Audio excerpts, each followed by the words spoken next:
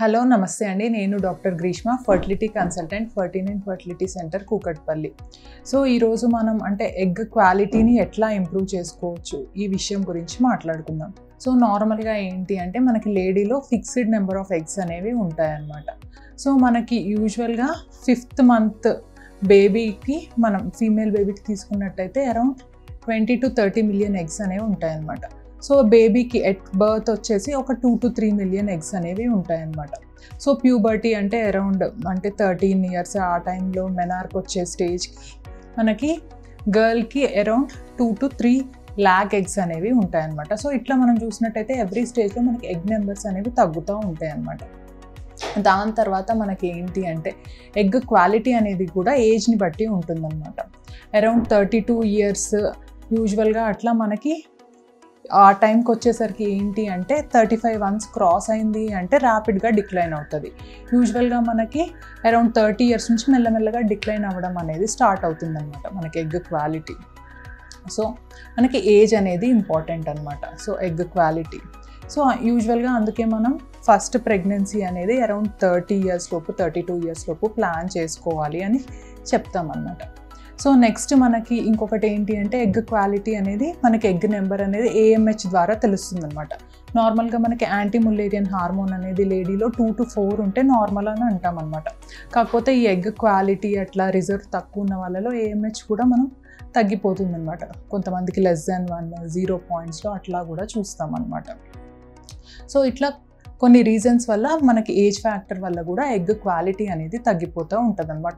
So చాలామంది అడుగుతూ ఉంటారనమాట, మరి దీన్ని పెంచుకోవడం ఎట్లా అంటే ఫస్ట్ అండ్ ఫార్మోస్ట్ ఏమని చెప్తాము అంటే మనకి లైఫ్ స్టైల్ మోడిఫికేషన్ అనేది కూడా ఇంపార్టెంట్ అనమాట.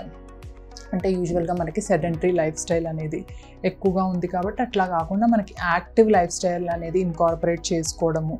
నెక్స్ట్ మనకి డైట్ విషయంలో కూడా అనమాట. అంటే జంక్ ఫుడ్, ఫ్రైడ్ ఫుడ్ ఇట్లా తగ్గించుకొని హెల్దీ ఫుడ్ అంటే యూజువల్గా fresh fruits, green leafy vegetables, అట్లాగే మనకి dry fruits, walnuts, vitamin C rich foods, berries అట్లా ఎక్కువగా తీసుకోవాలి అని చెప్తామన్నమాట మనం.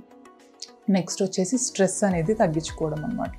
నెక్స్ట్ స్లీప్ ప్యాటర్న్ కూడా కరెక్ట్గా ఫాలో అవుతే మనకి ఎగ్ క్వాలిటీ అనేది కూడా ఇంప్రూవ్ అవుతుంది అనమాట. సో యూజువల్గా నైట్ షిఫ్ట్స్ ఎట్లా ఉన్న వాళ్ళని తగ్గించుకోవడము అట్లా అవాయిడ్ చేయడానికి ట్రై చేయండి అని చెప్తామన్నమాట. సో దీనివల్ల కూడా మనకి ఎగ్ క్వాలిటీ అనేది వేరీ అవుతుంది అనమాట. ఇంకొకటి ఏంటి అంటే ఎగ్ క్వాలిటీ అనేది 100% ఇంప్రూవ్ చేసుకోవచ్చా అని చాలామంది అడుగుతూ ఉంటారు అనమాట. సో మనకి అదేంటి అంటే కొంతమందిలో అది జెనెటిక్ ఫ్యాక్టర్స్ని బట్టి దీన్ని బట్టి కూడా ఉంటుంది.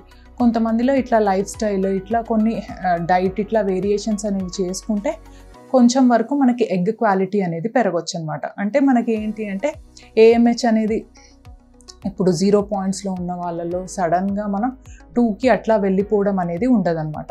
కాకపోతే ఏంటి అంటే అది కొంచెం అరౌండ్ 1.2 అరౌండ్ అనేది పెంచుకోవచ్చు అనమాట AMH. సో నెక్స్ట్ ఇట్లా మనకి కొన్ని సప్లిమెంట్స్ అనేవి కూడా ఉంటాయన్నమాట. ఏంటి అంటే ఇప్పుడు ఈ DHEA అనే హార్మోన్ ఇది సప్లిమెంటేషన్ అనమాట. అది అరౌండ్ 6 to 10 వీక్స్ వరకు వాడమని చెప్తామన్నమాట. సో నెక్స్ట్ వచ్చేసి ఇట్లా టెస్టోస్టిరోన్ జెల్స్ అని ఉంటాయన్నమాట. నెక్స్ట్ వచ్చేసి ఇట్లా అల్ట్రా కోఎంజైమ్ Q టాబ్లెట్స్ అని కూడా ఉంటాయన్నమాట. సో ఇట్లా కొన్ని మనం మెడికేషన్స్ అనేవి ఉంటాయన్నమాట ఎగ్ క్వాలిటీని పెంచుకోవడానికి. సో ఈ మెడికేషన్స్ అనేవి ఎంతకాలం తీసుకోవాలి అంటే యూజువల్గా మనం అరౌండ్ 6 to 12 వీక్స్ వరకు ట్రై చేయండి, తీసుకొని చూడండి అని చెప్తామన్నమాట. సో అంటే మనకి ఎగ్ క్వాలిటీ అనేది పెరిగితే ఒక 1 to 3 months లోపల యూజువల్గా మనకి తెలుస్తుంది అనమాట.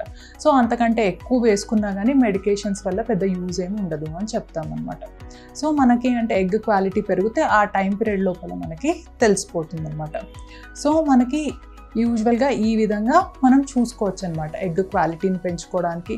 అంటే మన చేతులలోది ఉండేది జెనెటిక్ ఫ్యాక్టర్స్ని బట్టి, డైట్ని బట్టి, సో అట్లాగే సప్లిమెంట్స్ని బట్టి ఇట్లా అందరికీ ఎఫెక్ట్ ఉంటుందా అంటే కొంతమందిలో ఎఫెక్ట్ అనేది కనిపిస్తుంది, కొంతమందిలో మనకి ఎఫెక్ట్ అనేది కనిపించకపోవచ్చు. Thank you.